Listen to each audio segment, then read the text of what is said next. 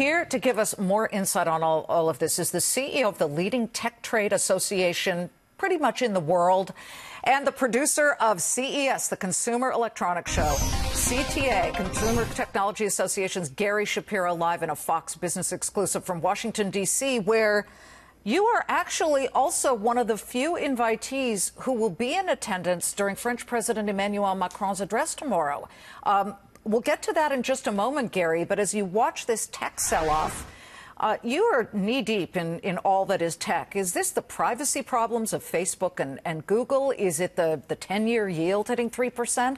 Give us some insight from your perspective.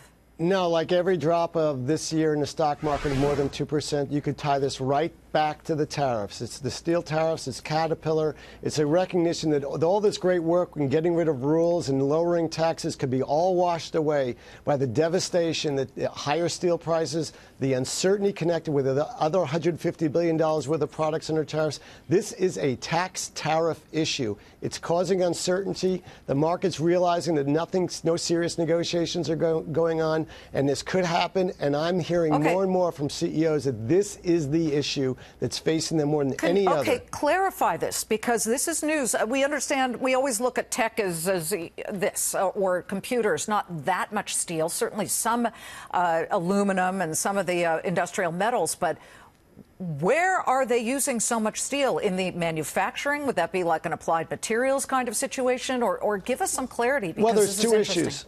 Two issues. One is the steel tariffs. They're in place. Prices are up 50%. That affects everything from industrial manufacturing to automobile making, which has a lot to do with tech. Then there's this $150 billion of tariffs that the president has said he's going to put on $150 billion worth of products coming from China. That affects everything at retail and industrial and automotive, and it's caused so much uncertainty. You know, when Walmart and Target and Best Buy are trying to get their plans together for the holiday season, they are in a very difficult position, as are the suppliers. This affects so many industries. It's caused uncertainty. It's freezing a lot of hiring. It's causing real problems. And when Wall Street takes it seriously, as they do every couple of weeks, you see the market go down over 2%. And that's what's at issue here. It's interesting because I've been at CES for, 500 years now in a row with you.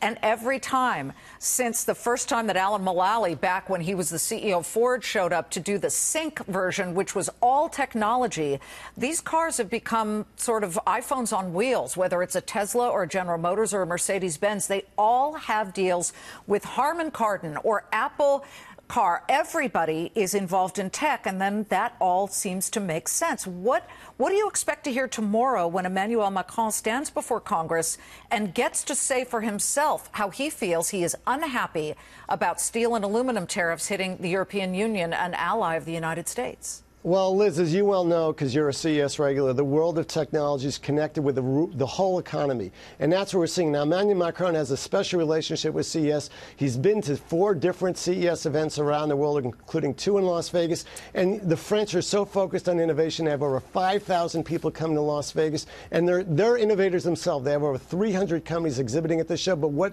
he will talk about is the impact of all these different changes in the world and how the U.S. has to step up. And what I've seen today is he is a real world leader. He's stepping up where perhaps Merkel is stepping down a little bit, and this relationship with Trump is a good one. Hopefully we'll be able to influence President Trump in a way to extol the benefits of free trade, because that's what's important for the world economy, and it's all interconnected. And I think Macron has taken such an important leadership position. You know, the word bureaucrat comes from France, but so does the word entrepreneur. And he has led the way by talking about innovation, including their new artificial intelligence policy just released. He talks about how it's so important for the future of France. We talk about it in the U.S. He talked about it, getting that idea from CES, the same way you and I and others have learned so much there. China is very much a piece of this very confusing puzzle, is it not? Steven Mnuchin, the Treasury Secretary, it's been announced he will go to Beijing and sit down one-on-one with his counterparts to work through these tariffs, work through these sanctions. And do you get the sense that that is already holding up tech relationships on both sides? But I don't know if permanently they're going to eliminate what is expected to be bans on Chinese investment in proprietary U.S. technology, like robotics and AI. Who knows? Well, I think Macron and Trump share one thing. They share a recognition that the free world versus the totalitarian world are intersecting in the next several years in a battle about liberty and freedom and democracy and voting versus a planned central economy, denying access to the internet, and also a different approach that's pretty mercantilist towards business. So China has to change. The point, though, that I think they may agree on or disagree on, perhaps, is that tariffs whether tariffs are the way to get there. These new taxes on consumers, on business, threatening all the great work that Trump has done with taxes and getting rid of rules. So China's a tough situation. I do just want to make one quick note about tonight's state dinner, where they are having lamb and nectarine tart, which we broke yesterday on this show. Thank you very much. No Democrats from Congress are invited, so they will have to wait till tomorrow for that event that you will be attending. Thank you. How do you interpret that no Democrats are invited to the state dinner tonight? That does break with tradition. I think there's going to be one Democrat, a Louisiana governor. It's a change. This is the first time, the first White House state dinner under President Trump. The demand, it's only about 100 seats or so. And between the French must-haves and the American must-haves, most of those will be government officials. Gotcha. So I understand why there may not be, there will be in the future. We'll get over this. I think this is just a matter of supply and demand for the very first dinner. Well, if you were there, just please steal me a nectarine tart. If I was. Thank you. Gary, let us know how the event goes tomorrow. Thank you so much.